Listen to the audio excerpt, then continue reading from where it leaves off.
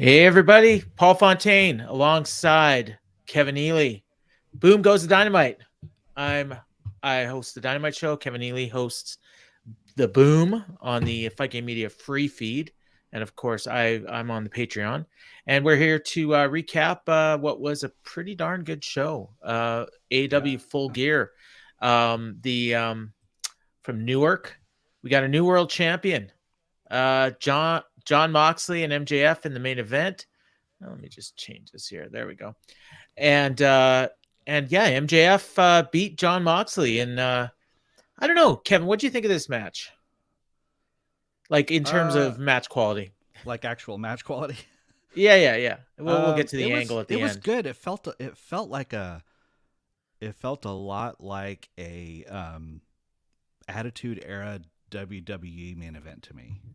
Like just where the fans are really into it, and it's just a lot of action, but it's not necessarily like the most amazing technical match. So it was almost not like an AEW main event, and more like a WWF main event. You know what it felt like to me was a very, very good version of this, but a TNA pay-per-view main event. Well, there was a lot of that. There were some TNA chants tonight. Yeah, and with the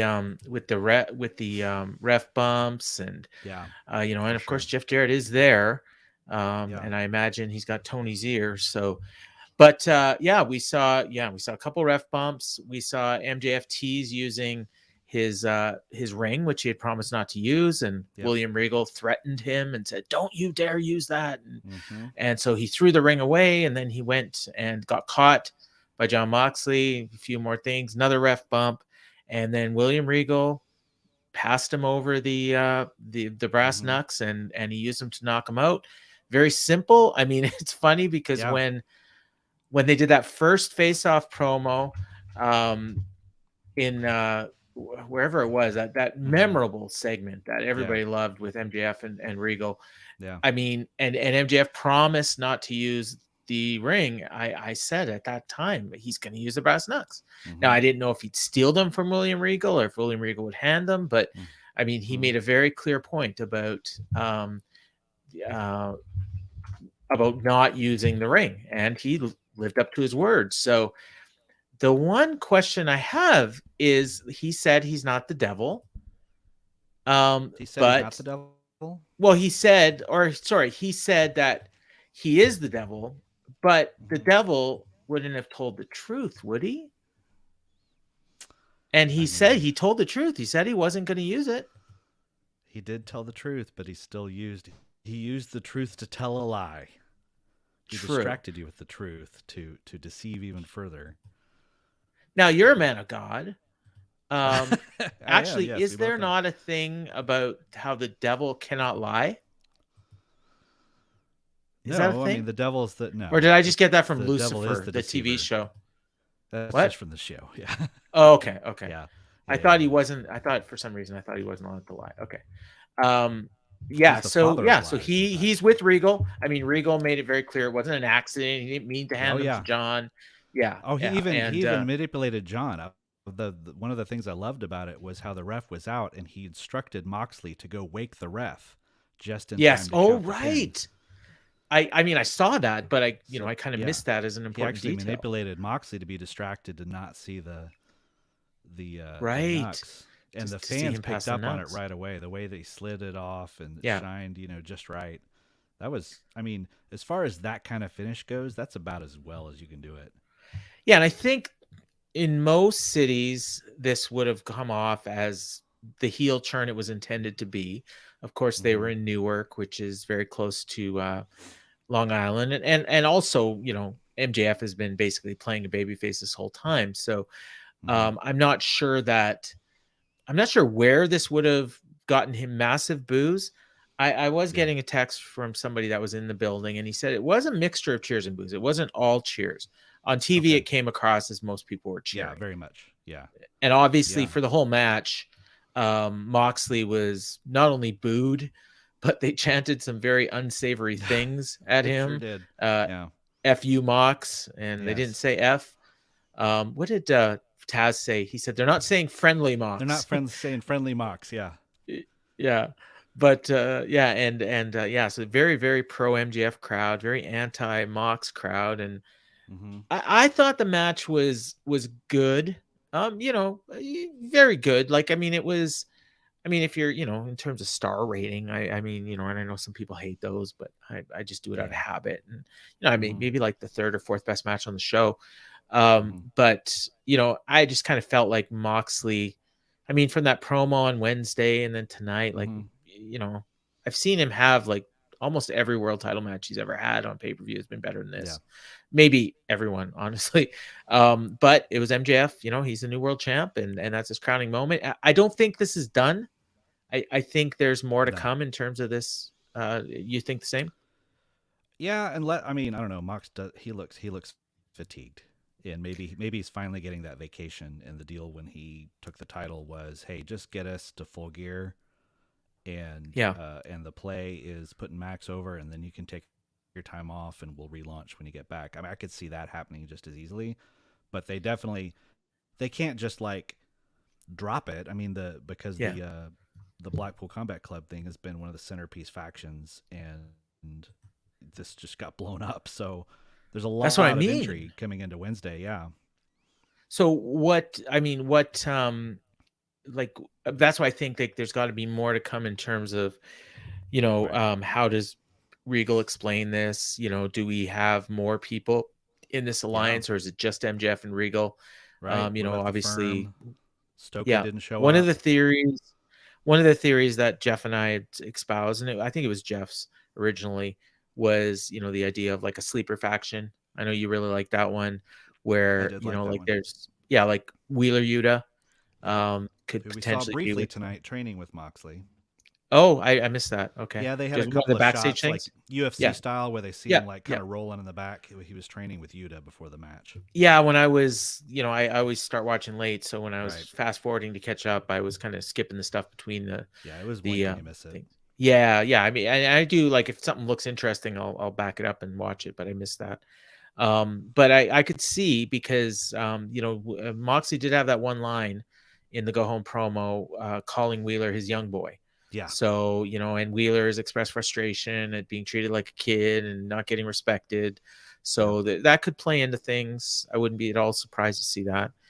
Um, I, I wonder, and we usually do this at the end, but for some reason it feels good to say now. What do you think's next? Like Sure. who for MJF? For me, like we saw Wardlow lose his title tonight. Yeah. So it would make perfect sense to have Wardlow be the first challenger. But it Absolutely. also would make sense to maybe wait and build that up for Revolution. Um, Hmm. but and obviously he's going to be facing either Starks or Ethan Page, and we'll find that out on Wednesday.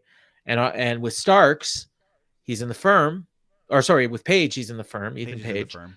So that plays into that storyline. I'm not sure how Starks plays into anything. And really, Starks being a babyface and MJF is kind of like a half-ass babyface right now. Um, Yeah. I think it makes a lot of sense to have MJF. Mike Gilbert agrees with our theory, Wardlow. Um, so yeah, so do we go Wardlow? Do we save it for the pay per view? Would you do it right away, or maybe on the January? They usually do a special show the first week of January. That might, Yeah. that gives The us 6 weeks. is Revolution's usually what, in February Yeah, that's ish after March. the I Super believe Bowl? it's. March. They were supposed to announce that tonight, and they didn't, unless I Oh missed it. really? No, I didn't Yeah, see any announcement, but I might have yeah. Maybe had Tony's to. going to do it at the press conference tonight, but I think everyone thinks it's going to be March 5th Okay. in San Francisco. That seems like a So long way unless Wardlow is really yeah, getting built up. I think, you know, Wardlow's probably not done with Joe. yeah. Um, I, and I I could don't know see if that means Wardlow he's and going to Joe do the ROH for the show. Yeah. ROH TV title on Or Final they could do Battle. a rematch of the triple threat maybe. Yeah, Yeah, so I mean if they don't do Wardlow uh coming after MJF at some point, I think that's kind of a big miss. yeah, I could see Eddie getting built up after tonight. yeah. Get Uh revenge for to a Mox. chase. Yeah. And he will get ahead of ourselves by jumping to that, but I mean he had a great moment tonight. I don't know if you watched the pre-show. I did, and Okay. I Yeah. mean, honestly, he had a couple great moments. Yeah. Yeah. Actually, three I can think of. Yeah. And yeah, we'll talk about that, and we'll kind of go Yeah. backwards and start at the beginning Right. again in a second. We Yeah. did a preview show Yeah. on the Patreon, and I Hmm. think like we predicted what title changes there would be, and I think what we predicted all pretty much came true except for Samoa Joe. I don't think anybody predicted Samoa Joe to win No, the didn't TNT pay. title. And I had Yeah. convinced myself during the tag match that Swerve Yep, and Lee me were going too. to win. I mean, pretty solidly had Yeah. convinced myself that it was time for the Acclaim to lose. But I think I'm not sure they you're were wrong. expecting that. Yeah. I I'm not. I I do mean, think I that. don't Yeah. know. When we talk about that match, I think they made a creative decision to keep Billy out of the match, and I'm not sure that was the best one, but that's what they Me decided either. to do, and yeah. And so Jamie Hayter is the new AEW interim women's champion. Depending on whether or not you want to believe AEW storylines or not, Jade is the new two-time TNT champion, or TBS champion, I should say. Yeah. Two-time And champion of it. yeah, yeah. My daughter cried when I told her that Nyla lost her belt. Oh. Literally. Yeah, yeah. She loves Oh. Nyla Rose. My Yeah, gosh. yeah. Don't we all? I don't know I feel it. why. I feel it. Yeah, I don't know. I think it's watching her do squash matches on Dark. That's the only AEW stuff I let Yeah. her watch. Yeah. I don't let her watch the shows because they're a little A violent. little much. Yeah. You never know. Yeah. Yeah, I'm the exactly. same. Yeah. I always shut the Yeah. doors when the pay-per-views are on. Well, but your daughters are teenagers. They can, They're right? teenagers, but it's really more Yeah. about how they judge me. Okay. Yeah. Gotcha. Gotcha. Yeah. So yeah, we'll go backwards. The Okay. pre-show. So we were supposed to have a match. They announced it earlier this week. Okay, I Between I think it missed was that. Thursday or Friday. Yeah, it was. I think I can't remember if I tweeted it or it was on the Facebook group, but I remember like being glad to see it, and then our friend Larry called me a hypocrite because I said I was glad, and before I had complained about too many matches. But I mean, it was like I just whatever. It's on the pre-show, and it sounds like a cool match, and I kind of want to see it. And it was supposed to be Daniel Garcia and Dax Harwood. I don't know if it's going to be for the pure title, but I mean, it would have made sense because he's been defending the pure title on Dark and Elevation a lot lately. So, but yeah, that match never happened. They didn't really talk about it. And I mean, whatever. I didn't even occur to me till later on in the show when they were showing some sort of highlights, and I saw FTR in the background. And I was like, wait a second, where were these guys? But we did get we got a 10-man tag. It was Best Friends, Orange Cassidy, and a mystery partner that was not even close to being a mystery against the Factory: QT Marshall, Aaron Solo, Nick Camarado, Lee Johnson, and Cole Carter. And it was fine. It was a good match. Nothing you need to go out of your way to see, but it was it was really It was good, honestly. a fun house show style pre-show Yep. match. I think that's Yeah. all they were trying to do. And I was thinking at the time, like, Orange Cassidy is such a crazy weird asset for them in that you can put him in a main event on television and people will get crazy for him, and you can put him in a curtain jerker party match in the opener and he's just as valuable. It's weird that he can go anywhere on the card. Yep. And it seemed like exactly where he's supposed to be. Oh yeah, I mean it's perfect. Everybody got to do their spots. They built to eventually the numbers game caught up on the baby faces, and Danhausen made his triumphant return. Bit of a different look. They said he had blood on his face and carrying a bag of a container of teeth for some reason. Yeah, I assume this is a YouTube thing. Well, he used to do that in ROH. There you go. The thing where he would fill people's. Yeah, you I should know vaguely that. recall this now. It's more recent history. Yeah, you're more of an expert in the. No, I watched it, but I'm that pandemic era trying. Yeah, to during the it. pandemic era was when he was doing it. The thing where he'd fill the guy's mouth with. And that's what he did to Nick Camarado, and then he did the spot where he hit him, and then all the teeth went flying, and then he got the pin. So it was a nice, cool thing. I was kind of wondering like the whole time, like why don't they just bring him out at the beginning? Like he waited like. I don't know. This match was like maybe 15 minutes long, and they waited till about the 13.5-minute mark to bring him in. Right. And he got a big pop, and it worked. He did all kinds of like moves, which we've never seen Danhausen do. Suplexes and DDTs and Uranagis and all kinds of stuff. I don't know how I feel about them trying to be straight, to play straight. Like, he came out. Yeah. He wasn't doing the wackiness. He had a spike. I mean, he literally hit QT in the head with a spike, like Yeah. Kevin Sullivan in Florida or something. And I don't know. I don't know if they're going to do a split personality thing. Like there's very nice Danhausen and very Well, I mean, Evil Hausen. Because I noticed yeah, later I mean, on, very nice, very evil, very yeah, over. very over, yeah. Later on, when they did the backstage segment with Orange and setting up some matches Yeah. and Danhausen was with him, and he was back to his old makeup. I noticed. So at some point during the Oh, show, I or did or see they him, did a but I pre-tape or didn't. Yeah. something. Yeah, he changed his makeup back to like to the wacky Okay. makeup. So maybe he's got like an alter ego now where, it's sort of like Finn Balor's demon or something where Danhausen can't be stopped when he's very evil, but he can't win when he's very nice. Yeah. Oh, Which, that works. Yeah. okay. Yeah. We got an interview with Renee Paquette. She interviewed Konosuke Takeshita, who is the newest signee for AEW, and he did an interview in English. It was really nice. Said he's dreamed about wrestling in America his whole life, and now he's here, so that's cool. Then we got Ricky Starks and Brian Cage in the semifinals of the Title Eliminator tournament, and so they made a change, and the finals were originally supposed to be on this show, but now they're going to be on Wednesday on Dynamite, which I actually like that better. Me I too. think yeah. I mean, it would have been cool to have Ricky have to wrestle twice in one night. That was a nice story, 3 times in 2 days, but this was a good match. Ricky Starks wrestling in a shirt again for the second night in a row. And it looks like his body was taped up. Reminded me of The Rock in like early '99. Remember when he had, and there's some physical similarity or some facial similarities and stuff there too. Right, and he definitely physically he's got a little bit of work to do. But what? There's some that I was talking to online were theorizing that perhaps they were wearing shirts for the same reason.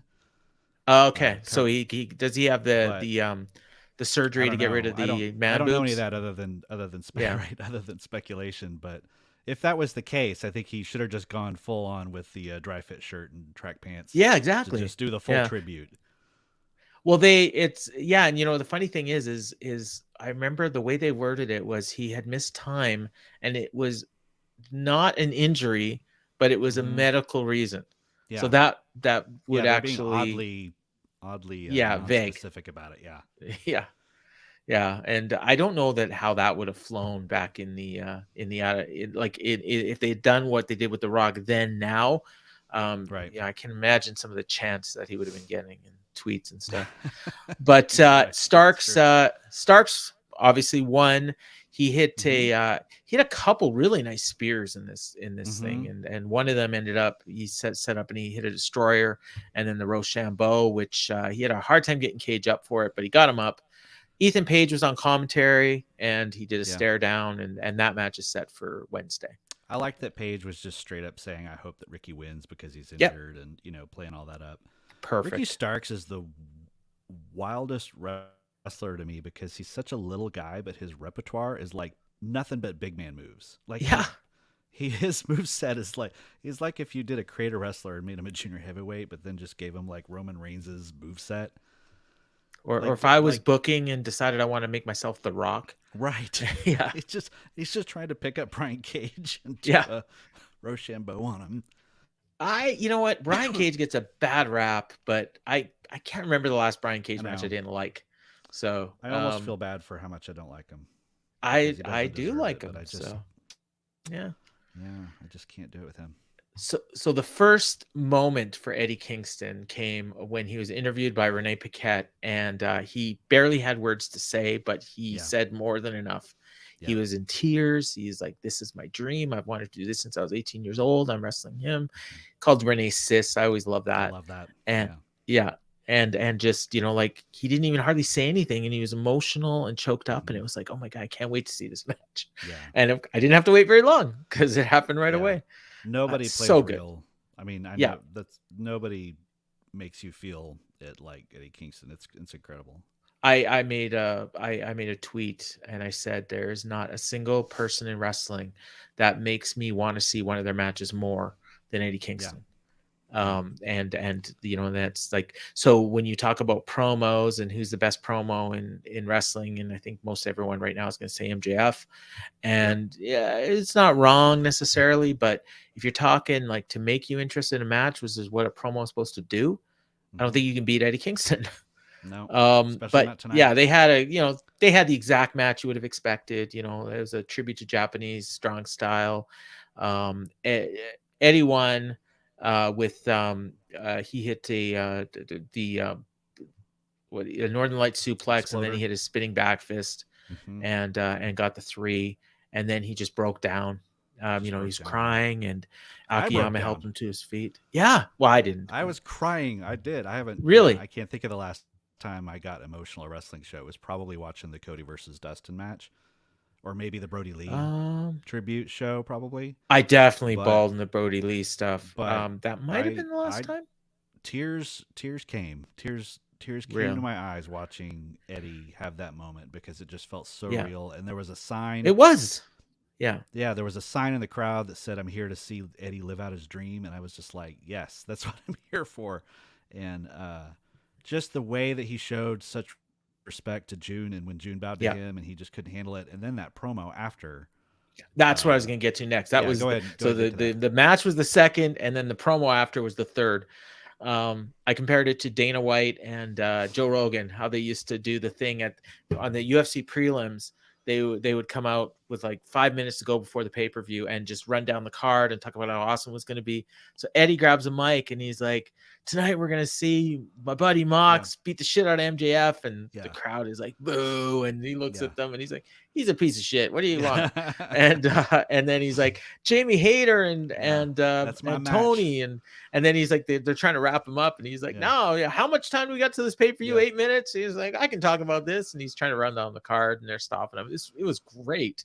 And it was like, they need to do this. Like, remember he had that one match with the Shi'i a couple pay-per-views ago, and they need to put Eddie on the last prelim match before the pay-per-view, have a banger like this, whatever Japanese guy he wants to wrestle, and then do a promo after. I mean, it's a formula for success. Absolutely. I posted this was the greatest end to a pay-per-view pre-show I'd ever seen.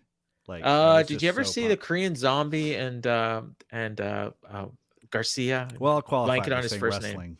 What was that? Wrestling. Wrestling. Okay. Wrestling pay-per-view. Yeah. I'll give you that. Yeah. Although, and then the last one would have been Kingston and Shi'i. Whenever that. That's true. Yeah, but it didn't have that moment at the end where he just sold the show to us. They got to do this every time. It's freaking awesome. Yeah. And then we got the like, what, I'm out of time? All right, bye. And because they had to do all the they had to set up the cage. I mean, was the big one, but they did the card rundown and everything, and I was glad because I was able to fast forward a bunch of stuff and catch up. So and pay-per-view kicked off with the cage match, which again, you know, in retrospect made sense to open with this because they had time to set up the cage. Jungle Boy Jack Perry and Luchasaurus, and I said in our preview show that I thought this might steal the show. Yep. Came damn near close to doing it. I mean, it was easily the match that over delivered the most on the pay-per-view, I believe, for sure. Because I think for my taste, the only match that was better than this was the trios title match. And I think everyone expected exactly what we got. Yeah. You know, maybe a little better, maybe not. You know, I think a lot of people probably expected a 5-star match.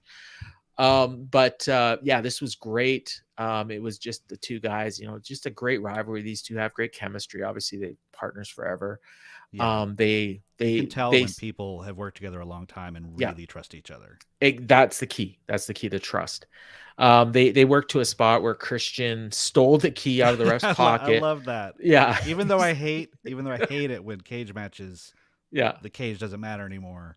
Just the spot where he slips it out of his pocket in front of everybody's. Unlocks the door, but then the ref noticed he was missing his key. So right away, they chased Christian to the back. So Christian didn't interfere at all other than opening the door. That allowed them to get weapons into the cage. They brought in a table and some chairs. And they set up for the spot. And I think everyone saw this spot coming from a mile away. Where Luchasaurus was laid out on the table, and as soon as I think he used a sleeper to put him in. He teased it a couple times. He had one time he had the sleeper on, and then Luchasaurus backed up, But they finally he put Luchasaurus out, set him on the table, grabbed a chair, wailed him in the head with a chair, which is fine because he's wearing a mask. And then, of course, the crowd popped. As soon as Luchasaurus was on that table, they knew it was coming.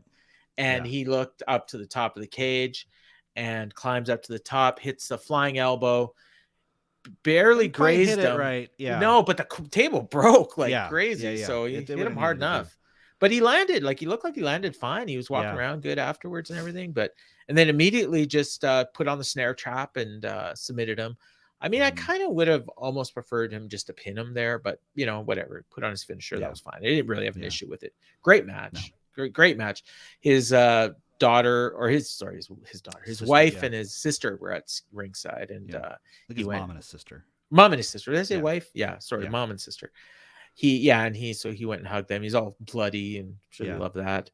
Nothing with Christian and the family, which has happened before. Just a straight match. I feel like we finally got the Jungle Boy match that people have been talking about. We're getting for 3 years. Like we finally got to see. He's had a couple really good ones. Like I remember with Omega. Yeah, and an MJF one on a pay-per-view opener was really good. That was really good too. But this is the one where it's like, oh, okay, this guy could be a main eventer. Like this, he's that good. Two things I want to comment about this match that I made notes on. One, I've been giving JR a hard time, and God love him, I grew up on JR. He used to live 45 minutes from my house. He's the voice of my childhood, and he's been awful lately. But he was good tonight, and he was very good in this match. I thought that he was part of what made this match special because he's such a fan of Jungle Boy Jack Perry, and everyone's finally catching up with him by calling him Jack Perry.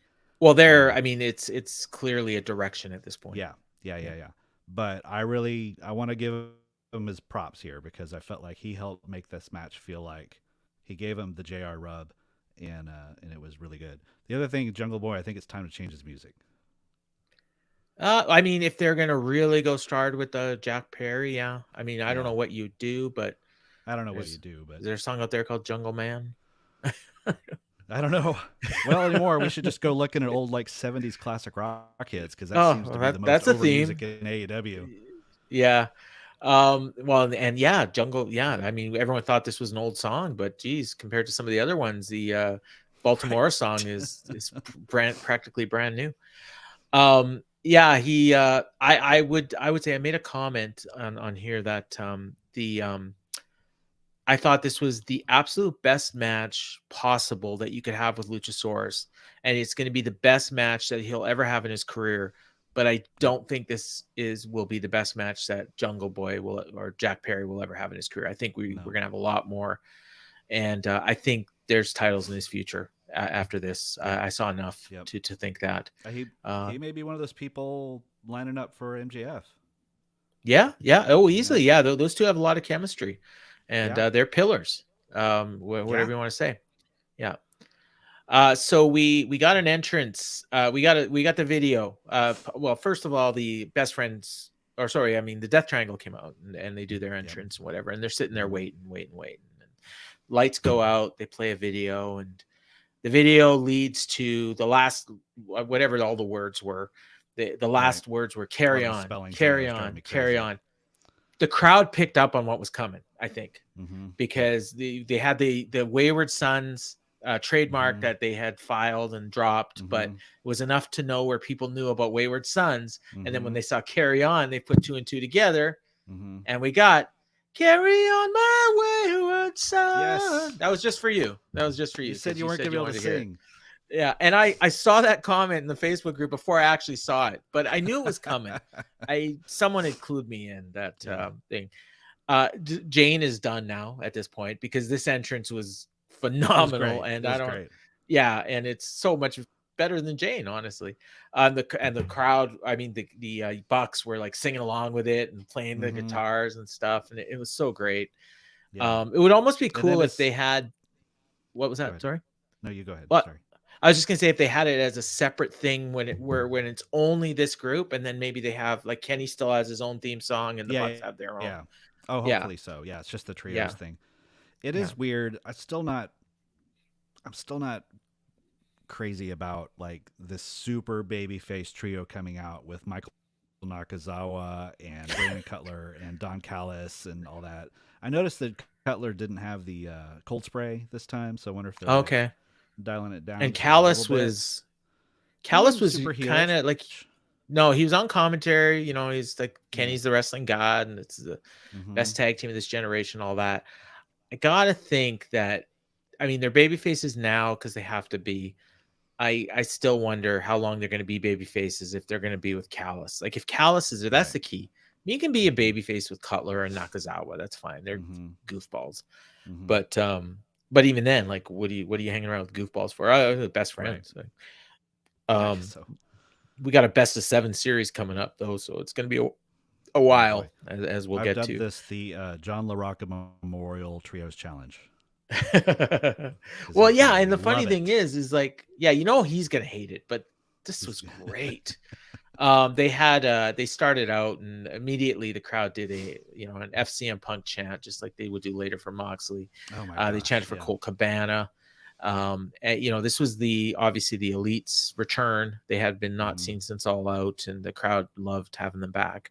Mm-hmm. Just an insanely great match, just all over the place, like everyone, all kinds of false finishes, and just when you thought it was going to be over, it wasn't. There's one spot that I actually thought would be the finish, and I was kind of disappointed that it wasn't, when Pac hit the what is that, the black arrow that he does off the top rope. Mm-hmm.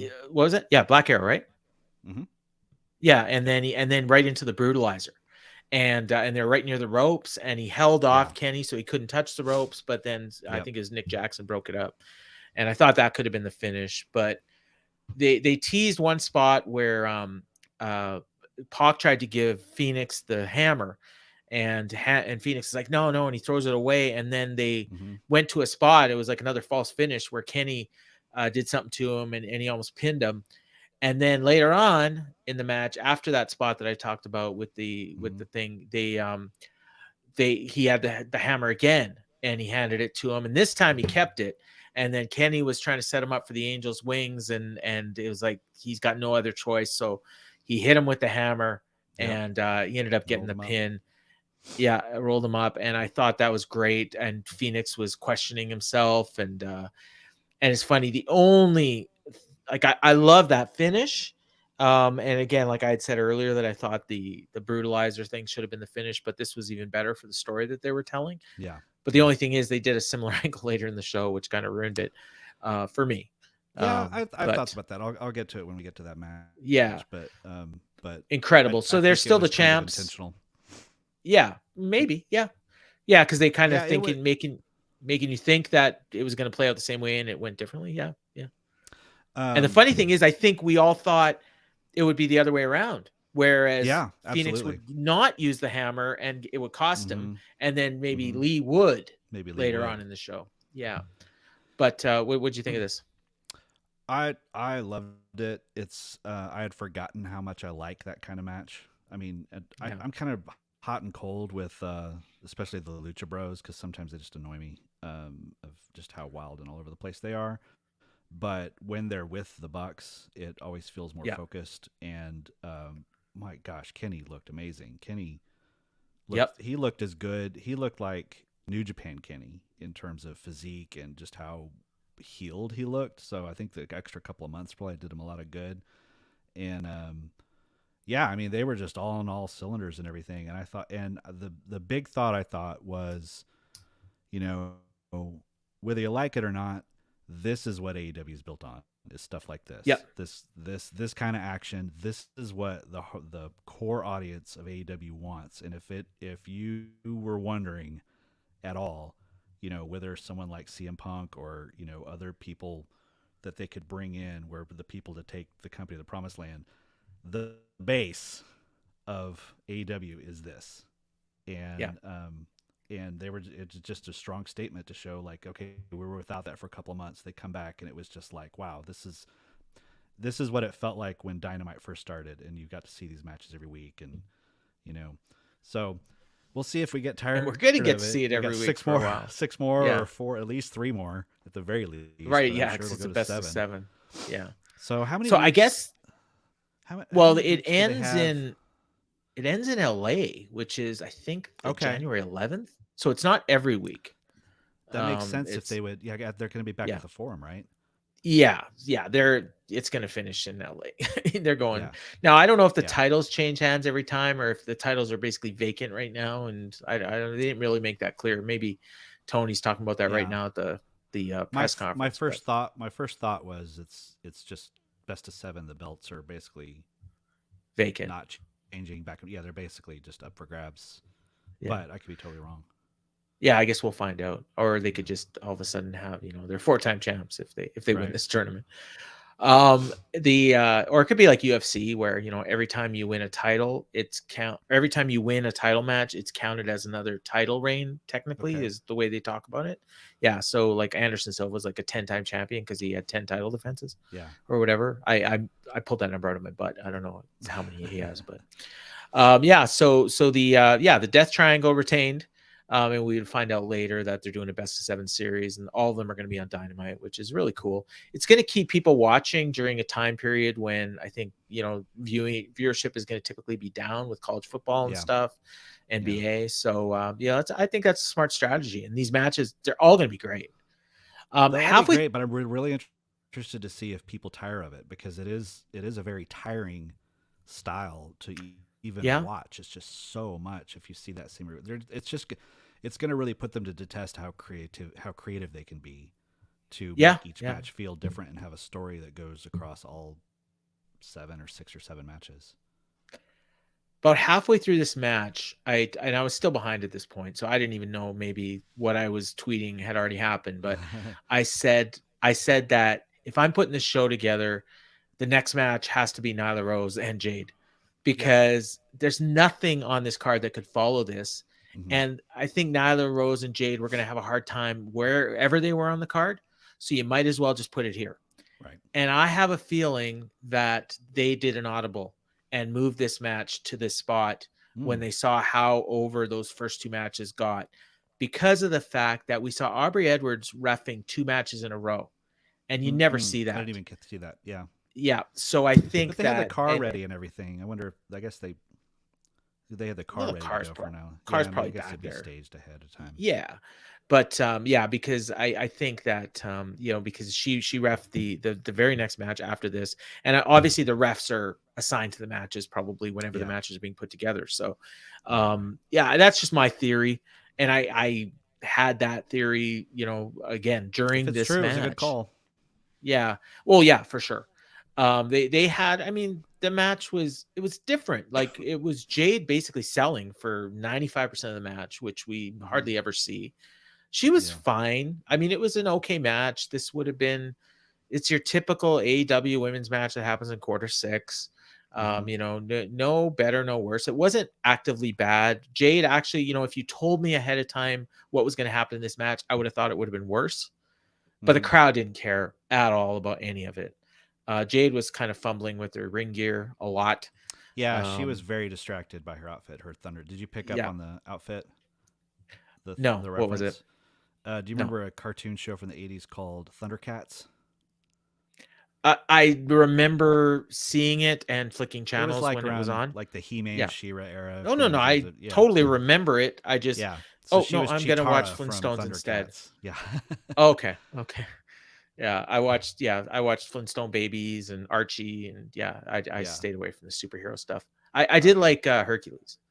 Hercules, Oh winner yeah, of here's ancient songs of glory, story, Hercules. Hercules, Yeah. something to some Yeah, ancient Spider-Man, I glory. like that too. Yeah. The really terrible one where Peter Parker would be going through the thing and you just see the same thing like Yeah, you 15 just times in a reuse row. the animation. Yeah. Yeah. But anyways, yeah. So long story short, Jay got her belt back. Yeah. She hit the after, like I said, being beat on for however long this match was. I don't think it was very long, maybe 7 minutes or something. But she got Nyla into a beast bomb, and then she hit Jaded for 2. Nyla almost hit a senton, but oh no, she hit the front kick, and then the Yeah. Jaded. Yeah. Yeah. There was a crazy weird Nyla took a botch great when they bump for that. What was that? Sorry. there was a crazy weird botch right before the finish where it was what was it? It was like Jade was going for her Jaded move and it looked like Nyla was supposed to roll through, and there was some weird Yeah. thing, and Yeah, I saw Jade that. I ended up didn't on even. top and did a 2 count, and it seemed almost like an improv. It was really weird. It was the only total botch of the match, but it didn't ruin it or anything. No, Nala took a hell of a bump for that front kick. Oh yeah, I thought, and then yeah, that and made then me she think went about up. And, when you and me and Jeff were talking about it. We were talking about how when Nyla, you can tell when Nyla really likes somebody Mhm. because they have the best match of their life. On that scale? How much do you think Nyla likes Jade? You think she Uh, really tried with her, or I think she did as much as she could. yeah? Um, it's hard to tell because of the way the match was put together, and it was all Mm-hmm. Nyla on offense. Mm-hmm. So That's it true. was more Jade selling, and I thought Jade, like, Yeah. she needs to do matches like this more. If Yes, she's ever that's going to true. get to the point where she can do like 15-minute matches. And yeah, this was I would have good. It liked a was little good. more. I would have liked a little more slobber knocker in it, like a little more of them like charging at each other and no one gives that kind of like that they're equal matched and things like that. But I think maybe she could it's have that match fun. with Jamie Hayter down the road at some point. Yeah, that could be Yeah, good. yeah. And then yeah, so we got Bobby Cruz came out for the intros, Ian Riccaboni on commentary for the ROH four-way title match, and yeah, Aubrey reffing this as well. And this was, I made a point. I had recently, like in the last week or so, I watched a four-way ROH title match from like 2009, 2008. And it was Danielson was in that one too. It was Danielson and Tyler Black, of course, who's now Seth Uh Rollins, huh. Austin Aries, and Jerry Lynn. And Holy actually, crap! yeah, I like that match better than this one, honestly. Although I will say the ending of this, like the last 5 minutes, were great. Yeah. Before that, it was just all, like the guys, the partners, kind of teaming up and Right. then teasing dissension. And Very story. yeah, there was one point where Jericho had, Sammy broke up a pinfall and then they got mad at each other. And then there was another point where Jericho hit someone and he's about to go for a pin. And then Sammy grabbed him and hit him with the GTH. Mm-hmm. And That was then a he hit good a near shooting fall. star press on Jericho, but he only got a 2. Yep. There's my favorite spot in the match was when Sammy got Danielson and he starts hitting him with the elbows. And Daniels just no Just selling him, stands up. and he stands up and he looks at him like, "What are you doing?" And then he Yeah. just went nuts on him. I just freaking love that. Then Claudio grabbed Guevara, threw him over his head, put him on the floor. Then he turned around, got hit by a Basaku knee by Danielson, and Awesome spot. yeah, and that's when Claudio and Danielson just kind of went off on each other. And yeah, the finish, I mean, it was pretty clean. Like Yeah, I know. Jericho hit Yeah. Claudio. So Claudio was doing the swings with Mm-hmm. Sammy, and they Yeah. hit like about 15. And then Jericho did like a really cool spot where he like timed it to where he could hit the Judas effect, and he Yeah. just missed, but it still looked Yeah. cool. It didn't quite Yeah. work, And but it then was a good effort. yeah, and then he just, when Claudio got up, he just hit it with another one and basically a clean pin. So, I Yeah. mean, he's beat Danielson twice. He's beat Claudio twice. I can't imagine he's going to defend at the ROH pay-per-view against either one of those. I wouldn't I think so. suggested Adam Cole, and then I was reminded on Twitter by our friend Brady that no, Cole turned heel on Dynamite and some angle that apparently happened. I don't have any recollection of it, When but he turned on the um, Bucks, but that's ancient history now. Like that's what I said. it's And pretty then he much a was like, reset. "Oh, but they chanted TNA at Sting." And so, it's Yeah, obviously yeah. the I fans mean, I get that. I remember it. get that, but I don't think that many people but the Undisputed No. Era are gone. It's like it's not. Well, the I two think they people could in the totally bring angle, back. Yeah, no, they could easily turn Cole babyface just to do a match with Jericho, and then Cole whatever will you're be a gonna do. babyface when he comes back. I mean, it'll be like the MJF thing. That's They'll be it. so happy to see him Yeah, that even if he's a heel, they're gonna cheer him. So if he were to yeah. come back and go after Jericho, I don't know if that's a great choice to put him on the B brand like that, but Well, I don't know. The B I mean, brand's if basically you're Rampage now, putting so it him doesn't matter. there, Yeah, yeah, if you're putting him there, or if you're just gonna have him do one yeah, match and just then come back to yeah, AEW, yeah. right. He's in the I ROH mean, division. I mean, and when you call it the B brand, I mean, to have Yeah. Cole and the Kingdom as the face of ROH, it's Hmm. not the worst thing in the world. I don't think they're going to do it, but they could. Yeah, they could. But yeah, so Coach he won. Later on, they did an interview backstage where Orange Cassidy showed up, and he says, one of my good friends who's a former ROH champion wants to challenge you. So they set up a match for Wednesday for Dynamite, Jericho and Ishii, which I'm really excited for. And then I like Jericho instantly bringing in the history. Yeah, like yeah. he was He like, when talked I was about in how, WIR, you were my young boy. Go get me some which is coffee. hilarious because Ishii is like an old dude, or how Yeah. people look at him and they think he's an old dude, but he was Jericho's young boy. But So how old is Jericho? Exactly. Yeah. That was good. And he says, yeah, every time I see you, everyone looks at you and they think Japanese legend. I think you're my young boy. Yeah. And that was good. And then, so as soon as Jericho leaves, then Jake Hager's there with his hat, and Orange is like, cool hat. I love this hat. And then what's in the bag? And he's like, oh, I got this. It's his title. He's like, right. I want that too. And so they have a title match. Yeah. The worst build for a title match, but it's hilarious. I loved it. Jake is going to ride that hat gimmick into the ground. And I love him for it. Hey, you know what? I hope he's making merch. So that was cool. If they need to be selling that hat. Yeah. So we got Saraya and Britt Baker next. This was kind of like the Nyla match. A little bit more heat, but not much more. The match was fine. It was probably about as good as you could expect from Saraya after being off for 5 years. And honestly, she wasn't that great to begin with. I mean, she was not bad, but I mean, I think the women that are around she was now kind of like Britt. Yeah, she's all personality and presence, and just kind of average in the ring. Yeah, definitely. Yeah, and average. And the thing is, at that time, 5 years ago, the women that she was in the ring with, there wasn't very many of them that were much better than her. The division was still developing, and whereas now, I think the standards are a lot higher. So I'm not saying she can't get there. I mean, you know what? She's had 5 years off. If she is clearly, like, if she's 100%, and she's not old, I think she's 30.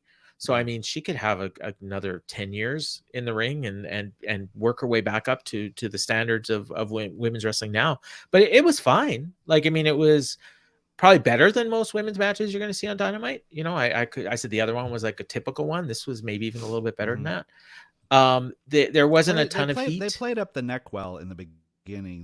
Yeah, they did one spot at the beginning where she teased like she was out, and then she just, I'm faking. They didn't do a great job of shooting it on camera because they took it all wide. No. And because I think what she was doing was she was bending over, and then she probably like started smiling and did something with her face that would have played a lot bigger.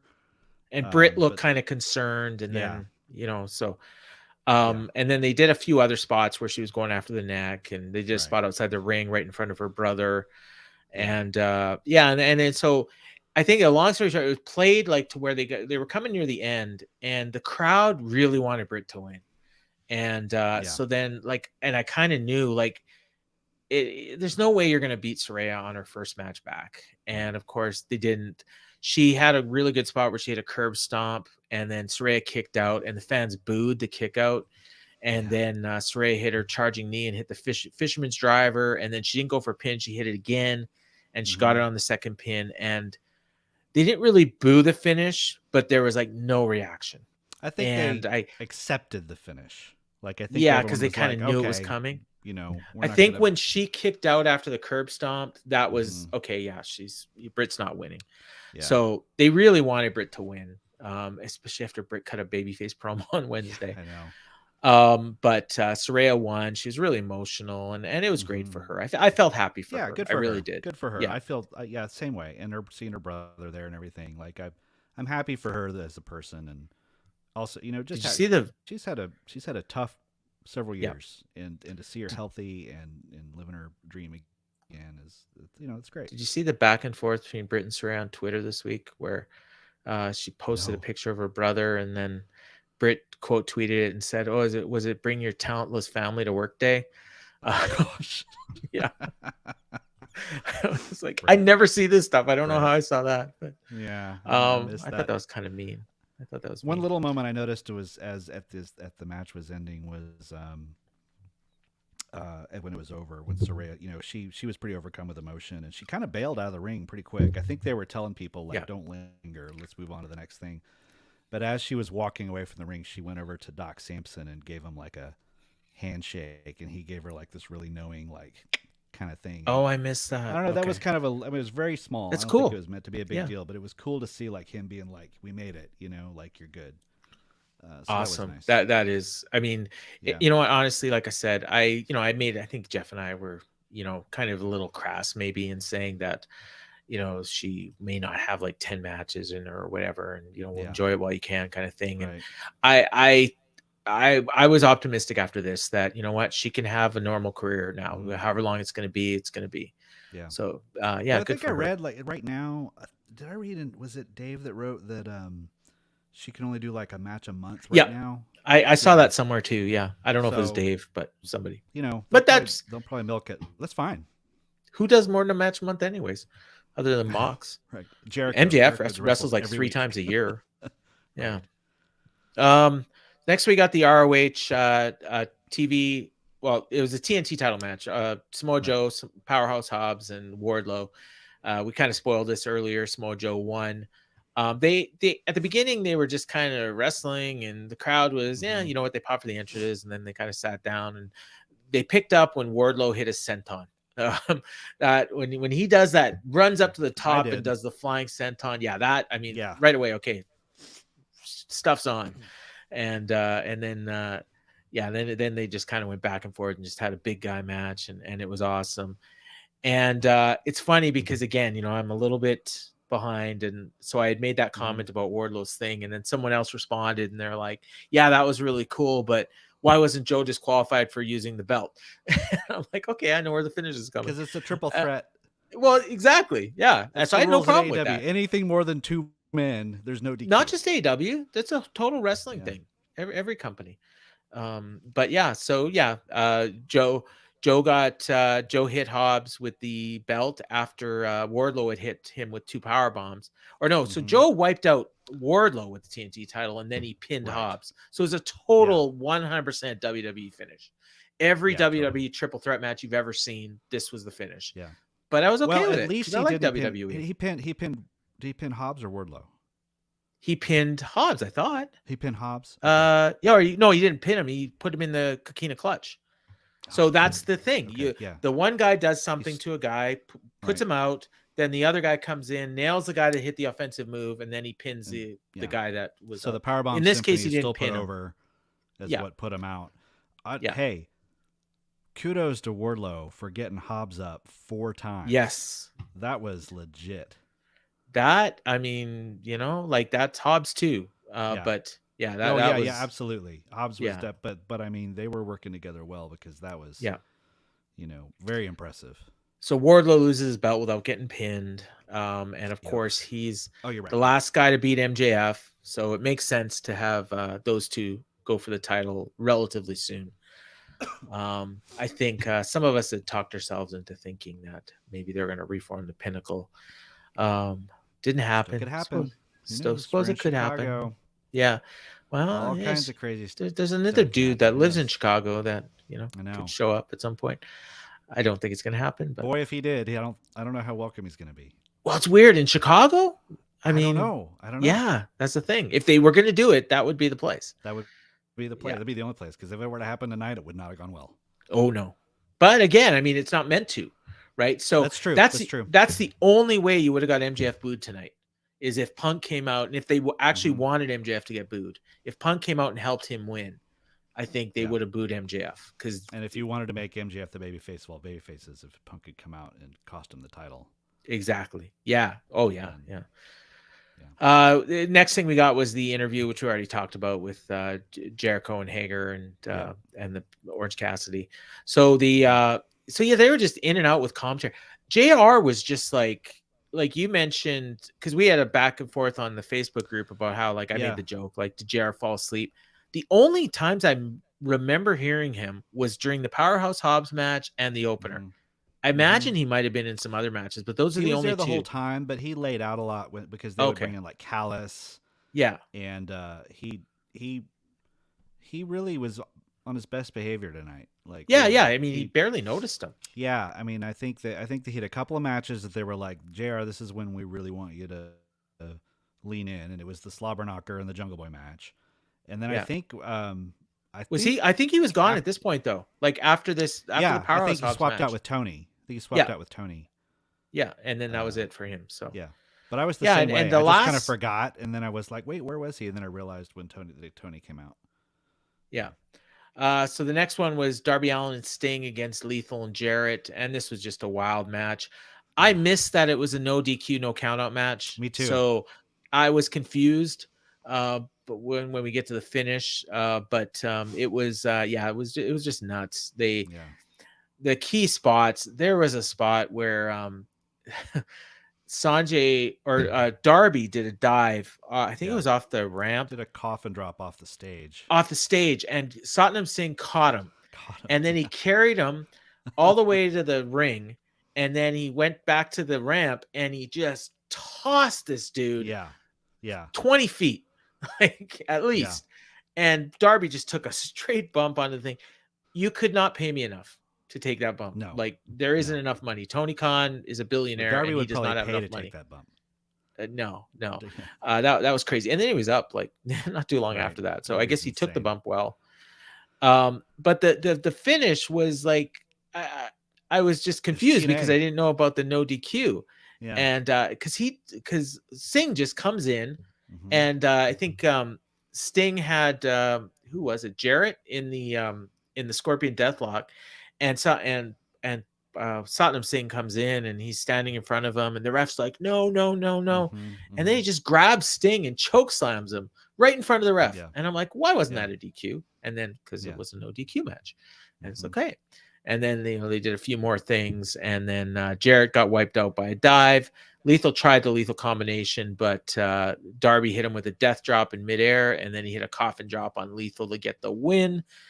Great match. Fun.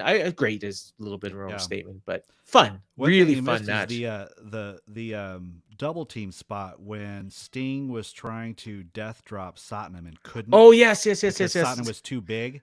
And Darby dove off with the coffin drop to make it a double team move. And I thought, how has that not been their double team finisher this entire time? But that was the perfect time to debut an idea like that. And I still think there's a tag team run in their future. I do too. Although they're running out of time. They're running out of time. Although Sting could go till he's 100. That apparently so. That was part of what made me think the Acclaim might win. I mean, I'm sorry, that Swerve and Lee might win. Was they kind of made I can't remember exactly what they said, but they made some sort of reference to Sting and Darby as a team, like this. I think they're unbeaten as a team. Has a lot of things, yeah. And I thought, Sting and Darby against Lee and Swerve would be pretty fun. Them against the Acclaim wouldn't be too bad either, honestly. That's true. So, they have no problem doing babyface versus babyface matches in AEW. So, yeah. Next we got Jamie Hayter and Tony. Real quick, respect to Jarrett for getting out of taking the pin there. Yeah, of course. Yeah, he's the man. Oh, the four guys in the match, Jarrett had by far the best physique. I don't know how that's possible at his age. Actually, yeah, many picograms of prayers and violence. And he's never had that before. He's never had a bad physique, but he's never looked this good. Like in terms of very well. Yeah. Next we got the interim women's title match. Of course, I spoiled the ending earlier on. Jamie Hayter won, but this match was the crowd was dead for most of it, and it's too bad because the work in the match was actually really, really good. But even there were spots where like Jamie Hayter was hitting things and the crowd really loved her, but they just weren't feeling it. Like the crowd just wasn't chanting. They were in the beginning, but they just kind of died. And I even made note at one point, there was a point where like the crowd was just silent and then Jamie Hayter took a headlock. Yeah. And I was like, oh no. Yeah. And then they're like, I think it was because like there was no one at ringside. So I think they were expecting like Rebel and Britt and everyone else. And then been cued. So Rebel comes out at one point, and then she grabbed the belt, and then I think she hit Jamie or Storm with the belt, and it led to a nice false finish. And then this just kind of led off to where they were just doing all these different false finishes, and it was very clear at this point that the crowd really, really wanted Jamie Hayter to win, and they were popping for everything, like every backhanded thing that they tried. and they would hit. And this is why I figured in the main event, if MJF did a heel move to win, the crowd was going to go nuts. Yeah. But in this case, same thing. And so they did a couple false finishes with the belt. Tony even had one. Yep. They did, I think they did a ref bump or something. Like the ref were distracted because they didn't see any of these belt shots. They did a good job. They did a pretty good job of taking the ref in a way that he was looking the wrong way at the right times and things like that. The spot where Britt came out of nowhere. That's what I was just going to come to. Was great. Because that came out of nowhere. Shot really well. Tony's outside the ring. She's like kind of basically almost on top of the belt. And then we see this figure come from across the screen and in like a hoodie. And she gives a curb stomp onto the belt on Jamie Hayter. And then she took off her hood and her jacket, and it's Britt. Crowd goes nuts. Rolls her back in the ring. And then they actually did she did a Haterade after that. Yeah. She hit the Storm Zero. That was what it was. She hit her own move on her, and Tony kicks out. And the crowd was mad at that one. Right. And then Tony hit her Storm Zero, and the fans booed. That, she hit a hell of a Rainmaker or Haterade or whatever you want to call it. But like I've been going on the last couple of weeks of how I think that Jamie Hayter's Rainmaker is actually better than Okada's. I think they call it the Hate Breaker. Is that it? Well, what's the Haterade? That's a different move, I think. Oh, that is? Okay. Yeah, I'm reading someone else's recap here, and they use both of them. Well, the Hayter Rainmaker, whatever that is. Yeah. And Tony hit one on Jamie that looked fantastic. Yes. It looked great. Well, I think people thought that was going to be the finish, and they were pissed. Yeah. And then they cheered when, like, big time, like one of the bigger babyface pops of the night when Jamie kicked out of that. And then, and then Baker distracted Storm, and then she hit the hate breaker for two. Oh no, then Britt took off the corner pad, and then Storm sent Hayter into her. Baker gets knocked off the ring. Storm went after her, but she hit the exposed turnbuckle, and then Hayter hit the Haterade. So that the Haterade is the clothesline, I think. And she got the win, and that was big pop for that. Jamie Hayter is the interim world champion. I still think what's going to happen is Thunder Rose is going to come back and she's going to lose to Britt Baker, and then you're going to end up with Britt against Jamie to unify the belts. That's what I think is going to happen. I don't know if that will happen, but okay, yeah. They hinted at that in an interview a couple of weeks ago where I think they were talking about the interim title, and then Britt's like, never mind the interim, I want the world title. So did you notice Tony's sad champion boo-boo face coming out of the ring at the beginning of the match? No, but you know how like a champion every once in a while will be like, I'm not very happy about how this is going. She totally had that face. She didn't show it in the match. She did a great job in the match, but one thing I forgot to mention earlier in the Saraya match was there was a spot where Saraya had a big move and Britt kicked out, and then they did the WWE thing where she's like, the crazy, the NXT guys, right? Yeah. They didn't do the NXT hug after the women's match, the traditional thing. But yeah, maybe backstage. Next we got the Acclaimed. This is the co-main, the semi-main, however you want to phrase it. The Acclaimed and Swerve in Our Glory for the tag team titles, and no Billy, but we did get an extended rap from Max Caster. Extra verse for the pay-per-view. Yeah, extra verse. Yeah, you guys want an extra verse? Yeah. I don't remember most of what he said, but I do remember thinking it was pretty good. And he called him the Black Jay and Silent Bob. That the Black Jay and Silent Bob, and then he made a comment to Keith Lee. He compared him to the guy from Blindside. Yeah. Which when he used that line, that's when I thought, you know what, Keith Lee's gonna turn heel because he doesn't like that. You want too many fat jokes. But and then they were making fun of Swerve and his grill, and it was fun. But they no daddy ass, so they didn't get to do the I don't even remember at the beginning. They didn't do the Scissor Me Daddy, and they didn't do the Acclaimed Have Arrived either. Yeah, so he did. Did he? Okay, I missed that. But of course they didn't do the Scissor Me Daddy because Daddy wasn't there. He still got his fingers taped too. So yeah, Excalibur made but he's got the foam, and they've been doing that. Foam fingers, They Excalibur said something about how he wanted them to be able to focus on the match and blah blah blah.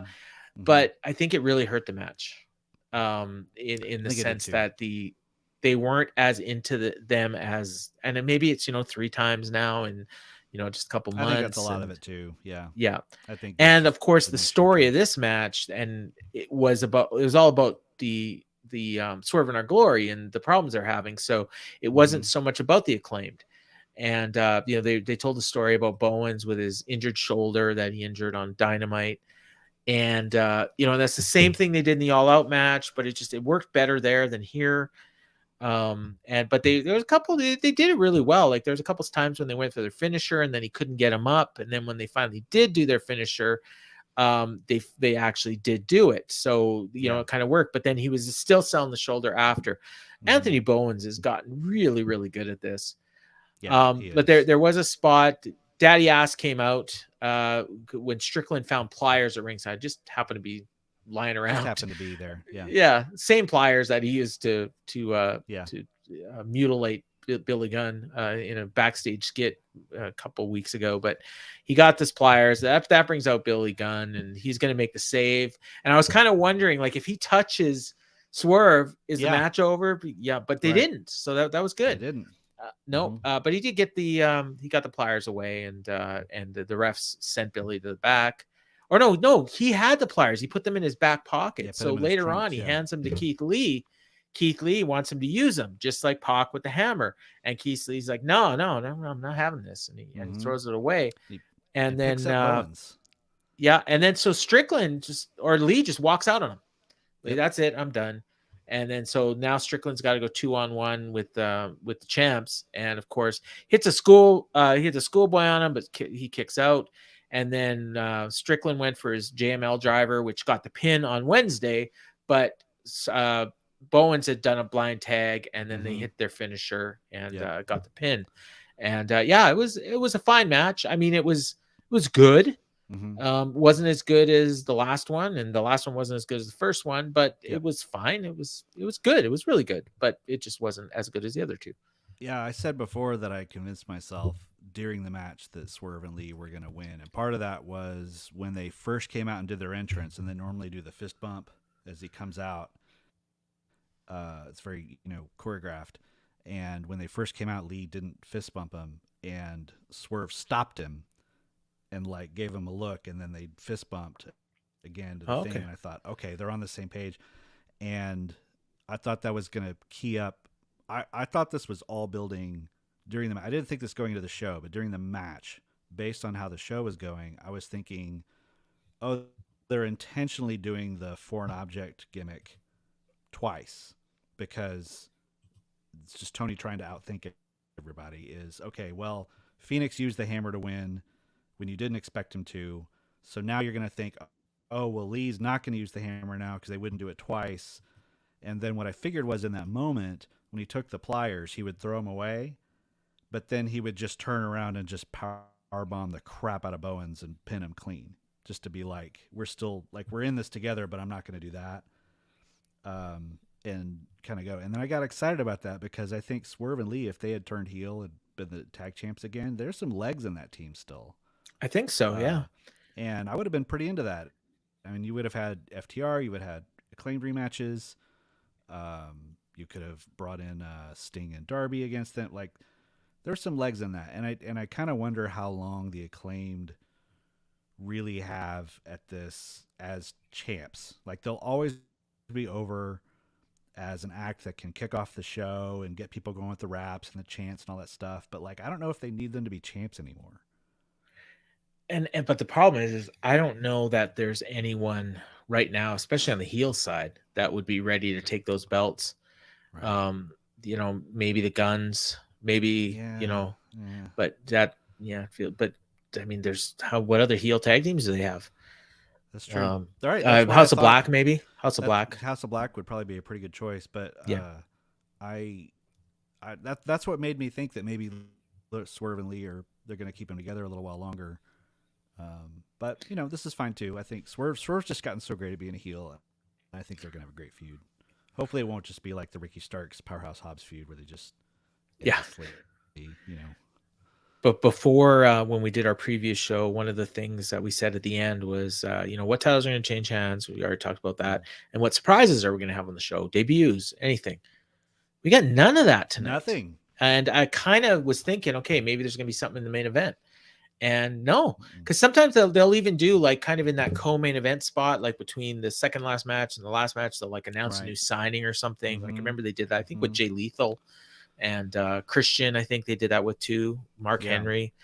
But nothing here. Just went right to the main event, and nothing in the main event other than the heel turn. And I mean, that was, that's when it finally happened. It's funny because it feels like almost like a letdown, because it was like there's a few things they could have done, and this was like kind of like, okay, this is kind of basic storytelling, and it's good, and there's nothing wrong with it. And it's just like, but if you expected more, like, if you had Jeff's wild theory of CM Punk coming back, or the Sleeper faction, or the Pinnacle reuniting, or anything like that, but no, we got Firm. the Firm. Thank God there was no Firm. Like, that was the one where I thought, okay, it would make sense, but I don't like it. And luckily we didn't see it. But it also says, I mean, there's an unpaid storyline there, because we did get that promo from Stokely. Yep. That was strategically placed, where like something's going to happen with Stokely, and nothing.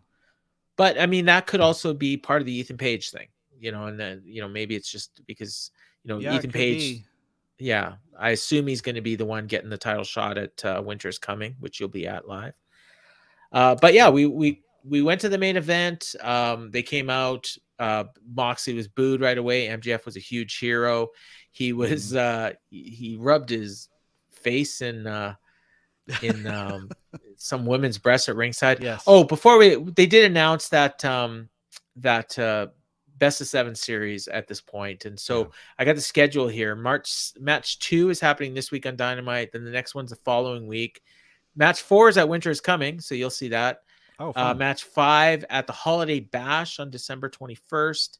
March 6th at the New Year's Smash on December 28th. Match 7, they're skipping Seattle. So Preet Paul, our friend, won't get to see it. But match 7, which should be the finals, will be January 11th at the Forum. So they're taking 2 weeks off. Looks like December 7th and January 4th. But every other week on Dynamite, we'll see that. And then this week on Dynamite, we got the title eliminator tournament finals: Starks and Ethan Page, Jericho and Ishii for the ROH title, Orange Cassidy and Jake Hayter for the All Atlantic title. And I'm sure that they'll announce some more stuff on Twitter between now and then. Probably have some crazy angle going on. Oh yeah, probably another tournament. It's been a while. All the things that we were looking right. Have another tournament, another Casino Battle Royal. Yeah. But all the stuff that we were probably waiting for in the main event tonight, we'll probably get on Wednesday. I'll make one prediction. I would almost bet money that we're going to see a Takeshita match, because they announced his signing. Oh, good. Yeah. I think it would be silly not to have it. big Maybe interest, that Daniel Garcia Dax Harwood match that we were supposed to get on the pre-show. Maybe we'll get that too. I wouldn't doubt it. I just looked that up while we were talking about it, and I suspect that might have been just Dax Harwood and Daniel Garcia just working something on Twitter. Oh, it seemed almost like they were just sort of, how people just sort of passively, especially Dax, just sort of passive aggressively complains about not getting booked. Oh, okay. I think it just started with him like pointing out like, "Hey, I'm not on the show," and Daniel Garcia says, "Hey, let's have a match." And he's like, "Great, I'll meet you there." And I don't know if okay. Or not. So maybe they'll just put it on Dynamite. I mean, that'd be great. I'd be down with that. Yeah. Although, I'd actually prefer that in a way. They just let FTR be FTR though. Yeah, well, as much as I love Dax, I do love Dax dearly. All right, so yeah, MJF and Mox for the title. We talked about this at the beginning of the show, and yeah, the crowd was super into Max and super not into Mox. I would almost say that they were more into booing Mox than they were into cheering MJF. Not that they weren't cheering MJF, but it seemed more anti-Mox than, and I have no idea why, other than the fact that Mox was leaning into it, and and he was playing it up. So when they would be chanting those nasty things at him, or he was like giving them the middle finger, and he even at one point he looks at the camera and he says, "I love this shit," and blew them a kiss, and it was all great. Yeah, but yeah, this was mostly Mox. He took almost all the match. And there were times when MJF was like selling, and Mox was just like taking a break. And at one point he's like lying down in the ring, and he's like, is this all you got? Right. They did a spot where MJF was outside the ring and teased a 10 count. They got really close. I was like, they're That not doing was the a 10 count out. count. Poor ref had to to really Yeah. delay that because Max was not getting in on time. No, and then as soon as he got back in, Mox hit him with the paradigm shift, and Yeah. but MJF tapped out. Mhm. They did at least 2 ref bumps, maybe 3. I think, and that's where I said I think Jeff Jarrett booked this because it reminded me of a TNA finish, but again, a really good one. And the match that led up to it was better than any TNA title match ever that I can recall. Maybe when AJ Styles was the champ. But yeah, they did the false spot with the ring, and then he tossed the ring, and then Regal passed him the brass knucks, laid him out, and One right shot to the pin. Yep. No false finish, no finish, no MJF hitting another move afterwards. I mean, this was a total 100% heel turn that the crowd cheered like crazy for.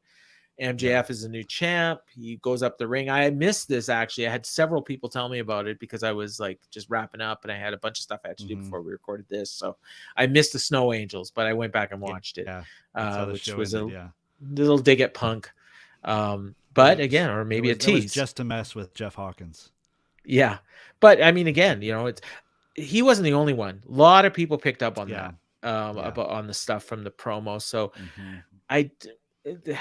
I mean, yeah, it could just be him, poking the bear, or there could be something. I lead more towards he's poking the bear, but again, like Tony wouldn't answer questions about Punk, which again, there's 2 ways to look at it. One, he doesn't want to spoil the thing. 2 is a legal problem. He can't talk about it.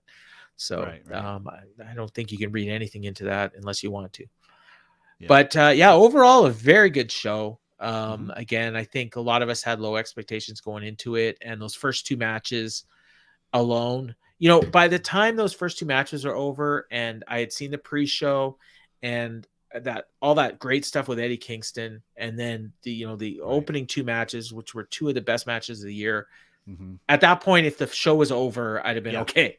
But I mean, obviously we had the main event coming, but everything between that second match and the main event were like very good Dynamite matches. And that's fine. You know what? Everything I felt like either delivered what you would expect or exceeded it. I think the only thing you could say that probably didn't live up to expectations was Britt and Saraya, and I think I'd agree with that. And I think really fairly, that's probably what you should have expected from them is what you got, because I think people give Britt a lot of grace because she has such good presence, but she's she's not like a. She's still like she's only been doing this a few years. Yeah. My comment. I think I said earlier. I think the match was as good as you could possibly expect. So I think the way I worded it on Twitter was, if it had been worse, I would have been disappointed, and if it was better, I'd have been impressed. So it was pretty much what I expected. Nyla and Jade was, I mean, possibly slightly better than I thought it might be. Which do you think was better, Jade and Nyla or Britt and Saraya? I thought Britt and Saraya was a little better. Yeah. But again, I wasn't expecting anything from Nyla and Jade. And the Storm and Hayter match was leaning towards being disappointing, but the ending was so good that it was probably better than I thought it would be. I might call that one disappointing. I'm not mad at it, but but as far as what I was really hoping for, I was really hoping for them to just go show us a Stardom match, like for them to just show it. Okay, yeah, fair enough. And we just didn't quite. I think it's because the crowd wasn't feeling it. That really hurt. And I would say the one for me that most disappointed in terms of in-ring was the main event, but I can't say I was disappointed with the match. It was just everything up to the finish. But when you get a world title change and you get the angle, I mean, that's all I wanted. So, the fact that the match, maybe they could have done a slightly better match and it would have been better, but I can't say I was disappointed, but I would say in the ring from bell to bell before up to the finish, that's where I would say, it could have been a little better. Yeah. But everything else, that's why I kind of said it to bring it back to the beginning. That kind of reminded me of like those old 90s, early 2000s WWF title matches where it's just like a lot of action. The story isn't so much in the work as it is kind of just the story and who's behind who and that kind of thing. And I got to say, I'm glad they put the belt in MJF. I'm glad he's going to get the chance to show whether or not he can be their marquee guy. And I think he deserves a chance. I think they need to go with it. But they need to pick a lane Yeah. pretty quick and say, is he going to be the babyface guy or the ultimate heel? But what I really hope is that this doesn't mean every MJF main event is going to be some kind of crazy shenanigans, all storyline, and, you know, become like a Jeff Jarrett title reign when he has a chance to be a Ric Flair. Well, he could be a Ric Flair who faces baby faces and heels. Yeah. You know, obviously, I think he has some matches with the Blackpool Combat Club coming. You know, probably another match with Yuta. We saw that on Dynamite. It was great. Claudio, Danielson, if that group even stays together. But how do you have the Blackpool Combat Club with William Regal's not in it? Here's my pick. I'm going to go on record with my prediction. By the end of Wednesday, we'll see a faction of MJF, Danielson, Yuta, and Garcia. Well, that'll be the new Blackpool Combat Club. Was that? Did I steal that? Well, yeah, I was gonna say, like, that's kind of what Jeff and I came up with. Okay, I mean, Jeff kind of started. I think you're right. I think you're right. Yeah, Paul. Yeah. Okay. Hey, I like that. Garcia, I think, is the one that makes a ton of sense. Mm-hmm. And Wheeler and MJF have a history. And I obviously could see Danielson being the surprise. That would be cool. Yeah, and that's all you need. I think we had even speculated Jungle Boy, but I don't like that at all. Yeah, especially after this thing. I think Jungle Boy could potentially headline a pay-per-view against MJF. Yeah. It's a ways away, you know, maybe next summer. Yeah, at the very least, a big TV week. Yeah, big TV main event. Yeah, he wins like one of their battle royals or something. Yeah. So overall a good show. Again, I think a lot of us had lowered expectations going into it. I remember there's a Saturday Night Live old skit that they used to do called "Lowered Expectations," and that's kind of like when you have that, and then, you know, it makes it easier to enjoy something like this. And I watched Rampage for the first time, you know, live in I don't know how long. I mean, maybe the CM Punk debut was the last time I watched a live Rampage. And I loved Rampage this week, and this show tonight I really, really enjoyed. It was a real relief to see it feel like this after Wednesday, because Wednesday, I thought Wednesday was one of those nights you're like, oh no, has this company turned a corner? Well, the funny thing is, you're right. I did feel that way, but I also was optimistic because I knew they were going to a hot crowd. I knew MJF was going to be over. I knew that audience loves AEW. So I said, I think even, you know, we're going to a hot crowd on the weekend, so it's not going to be the same. The real key is going to be next week and the coming weeks. And so you do your job when you're in Dallas. You make sure and you that'd be a hot seats crowd. Are kind of by the stage. I may not, my voice may not get there, but I'll do my best. We need to have some momentum going, because it's so much more fun to watch these shows when you have a hot crowd. Yeah, absolutely. You know, and that's why that's one of the reasons why I've enjoyed WWE so much lately, is because they sold out buildings or very close to it. They're into the storylines, and you know, and AEW, it's almost like it's flipped. But you know, and Wednesday wasn't an aberration. There's been a few of those lately, but it was just tonight was great. Wednesday was like the rock bottom. And so now we're going up. And Chicago should be a nice crowd, and you know, Thanksgiving weekend, Tony always treats that as a special show. So you know, and then we got these best of 7 series coming up, which everyone's gonna love. So so that's just about gonna wrap it up. So you guys you're doing the Boom this week, so you'll be talking some more about the pay-per-view. We're gonna do a regular show, probably just talk more about probably where we go from here and predictions and where we would go and whatever happens from the press conference, I guess. You know, it doesn't look like anything really happened. Okay. MJF wasn't even on it, but no. we'll break all. No that muffins, down. no fights. No muffins, no. And that's disappointing. And then hopefully, I believe we're planning on Hall of Boom the next night, recording our Hall of Boom for Thanksgiving. Putting our completely arbitrary Hall of Fame for AEW for the last 3 years. People that Dustin and Cody in the Hall of Fame for Matchwing. No spoilers. Just doing a plug. Yeah, no, it's a plug. It's I'm asking you.